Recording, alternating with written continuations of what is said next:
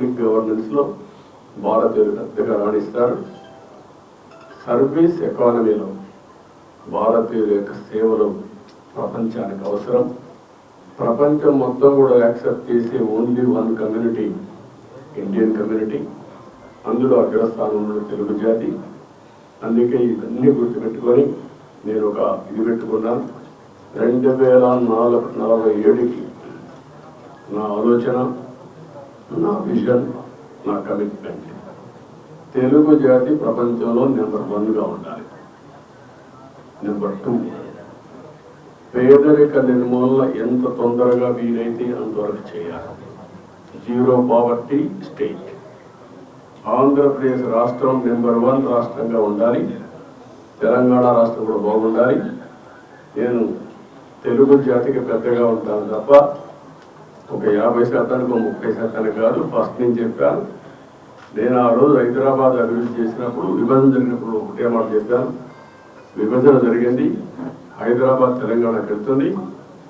మళ్ళీ నేను కష్టపడి మళ్ళీ ఒక నగరాన్ని నిర్మాణం చేయడమే కాకుండా ఆంధ్రప్రదేశ్ని అభివృద్ధి చేసి రుణం తీర్చుకుంటాను వచ్చాను. అదే స్ఫూర్తితో అమరావతి, పోలవరం ఈ 2 ప్రారంభించాను. కానీ దురదృష్టం 2 కూడా ఈరోజు పడకేసే పరిస్థితులు వచ్చాయి. అమరావతి విధ్వంసం పాలైంది.